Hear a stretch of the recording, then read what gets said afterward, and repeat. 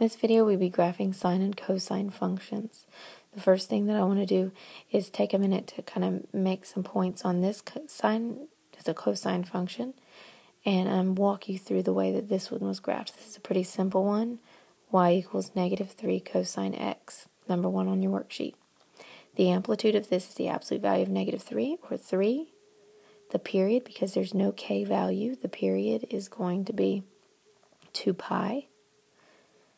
The phase shift, well, there isn't one because there's nothing subtracted or added to the x. So again, pretty simple. Plug in some values. Since the period is 2 pi, I know it's going to complete a full cycle in this amount of space, I guess. Erase this arrow. It's going to make a full cycle in that amount of space there. So we're looking at dividing up the space between 0 and 2 pi. And to do that, I said pi over 2, pi, 3 pi over 2, 2 pi. Easy way to divide it up. If your period is 2 pi, that's always a nice way to start, especially if you've got a simple function like this one. So let's put in a 0 for the x. -3 times the cosine of 0 is -3. And you see so on and so forth. We graph all of those.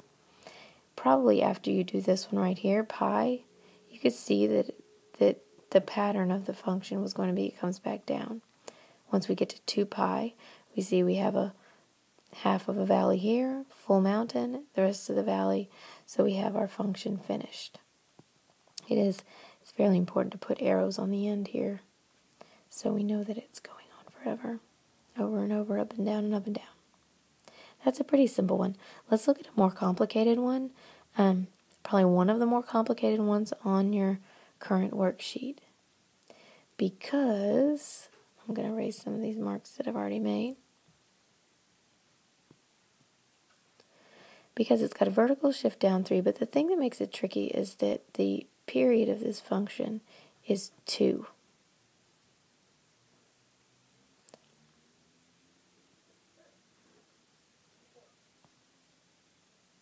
Let me rewrite that. There. The period of the function is 2. 2 pi over pi equals 2. The funky thing about it is that the k equals pi. Now, is this going to make labeling your x-axis really tricky? And we haven't done one like this before, but I'm pretty confident that we can handle it. So let's think. If the period is 2, what if I labeled the axis just like a regular graph? What if I labeled it 1/2, 1, 1 1/2, 2?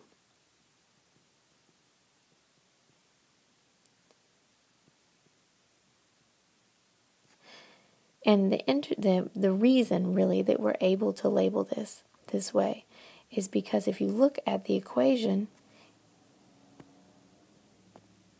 it's got a pi in it already.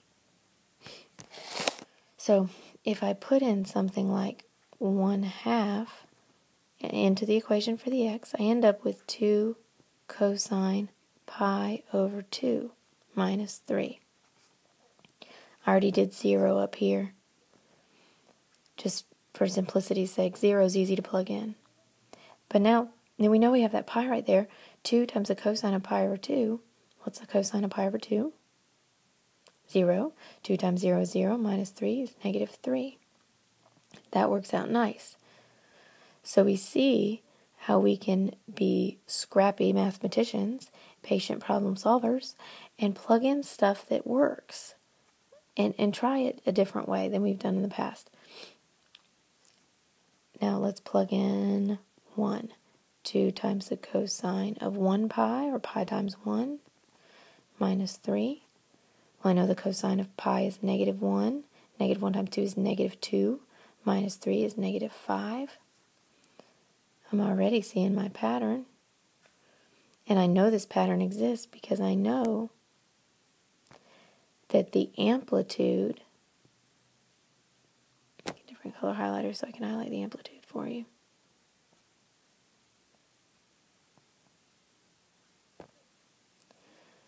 The amplitude is from the midline up to and from the midline down to. So you see how my points are going up to and then down to from this midline, my new midline? So I can pretty much guess what it's going to look like at this point. And here at 3 pi over 2, or 3 over 2, but when I put it into the equation, it's 3 pi over 2. 2 times the cosine of pi times 3 over 2 is 3 pi over 2. Well, that's on your unit circle. So is pi. So is pi over 2. That's why we use these, so that we could use our unit circle. And then back up here.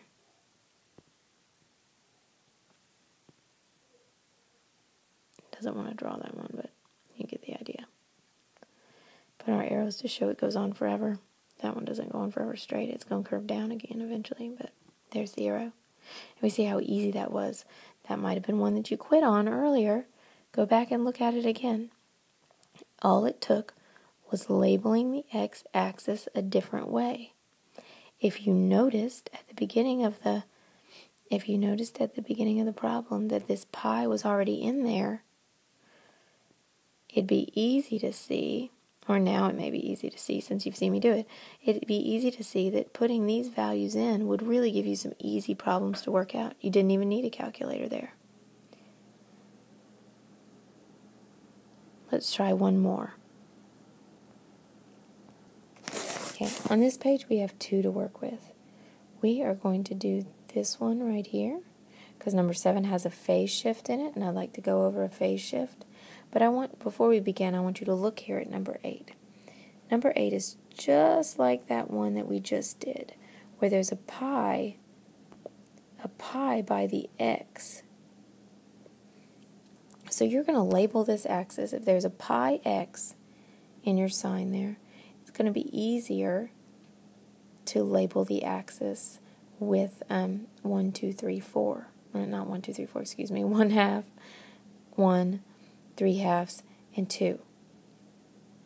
But you also look at this one and notice that we've got a +2 in there. We've got a phase shift as well. Because of the phase shift and the pi x, I'd, on an assessment, say this is one you could use your calculator on. So try this one without your calculator as much as possible, but if you need to use your calculator, that would be completely okay. Since on our quiz we will not be using a calculator, let's do this one up here that's possible to be done without a calculator. The amplitude of this function is 1. You see that because there's no a value, or there is an a value, it's 1 in front of the cosine. You don't see it though. The period of this function is 2 pi over 2, 2 pi over k, which would be pi. And the phase shift, I see the c here, that's the phase shift. It's negative c, so that would be positive pi over 2 over k, which is pi. So pi over 2 over pi just equals pi over 2 times 1 over pi, or 1/2. So we know this is going to be shifted 1/2 to the right from where it would regularly normally be. So our numbers are going to be kind of funny, but we're going to be able to see the pattern regardless. Okay, let's label our axes first. I don't see any vertical shift, so we're not going to need to draw a new midline. We're going to work off of the x-axis. And since the period is pi, we need to get a lot done in this space between 0 and pi. I'd say label it pi over 4, pi over 2, 3 pi over 4,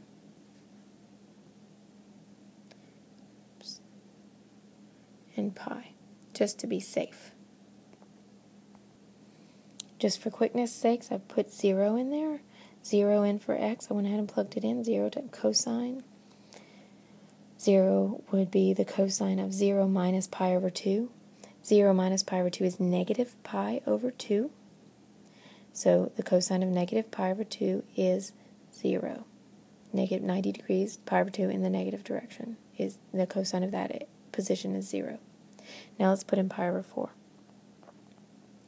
The cosine of 2 times pi over 4 minus pi over 2. Well, notice here, 2 times pi over 4 is pi over 2. 2 pi over 4 is the same as pi over 2. Pi over 2 minus pi over 2 is 0. So this really equals the cosine of 0.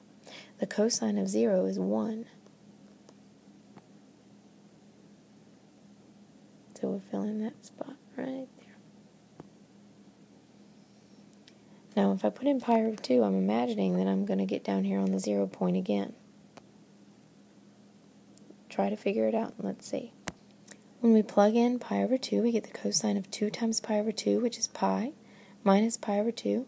Pi minus pi over 2 is pi over 2. Pi minus 1/2 of itself, minus pi over 2, is pi over 2. So the cosine of pi over 2 is right here, 0. So we see how it's going. You can plug in 3 pi over 4 yourself to see that the rest of my function is going to look like that.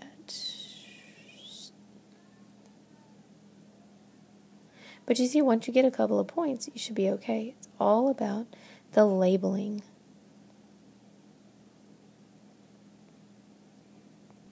Let's do one of these ones where you write the equation real quick. I hope you've done these and you're just checking against my answer.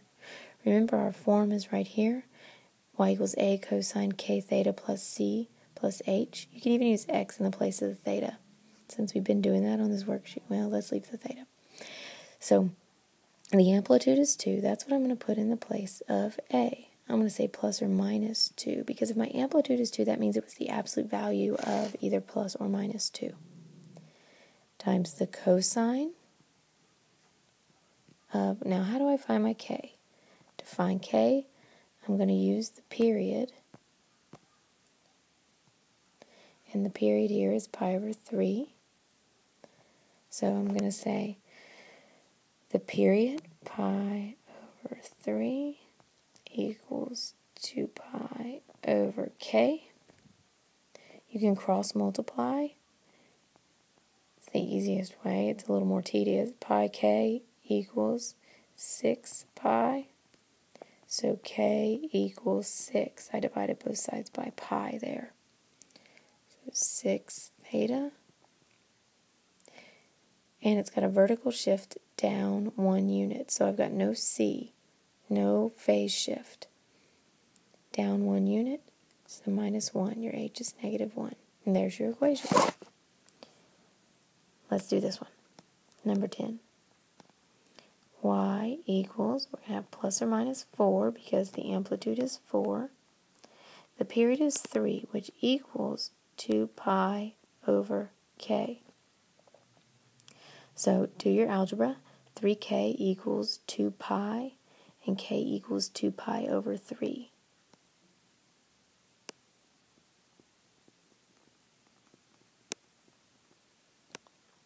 So plus or minus 4 cosine 2 pi over 3 times theta, and it's got a phase shift, pi over 8 to the right. The phase shift equals negative C over K. Okay, so pi over 8 equals, I'm going to do this work, I'm going to scribble that out. I'm going to do this work up here because I don't have enough room down there. Pi over 8 equals negative C over K.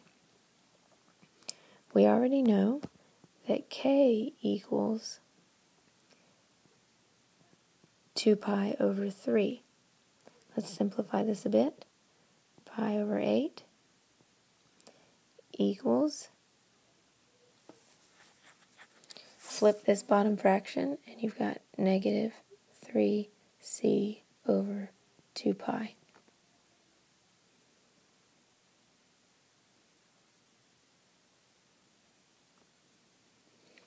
So now we're going to, it's going to get nasty. We'll just cross multiply.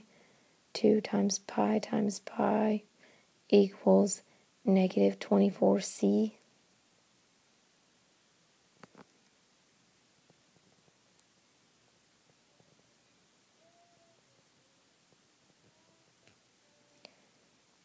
So C equals negative 2 pi squared over 24. That's just algebra. It's nasty algebra, but it's just algebra. Oops.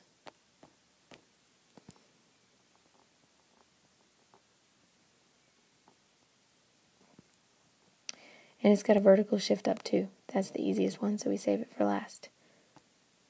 And there's your equation.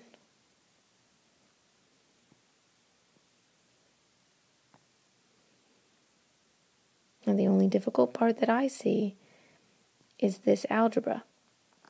What I did here was I cross-multiplied to get this equation here, and then solved it using algebra, divided both sides by negative 24. That should be it.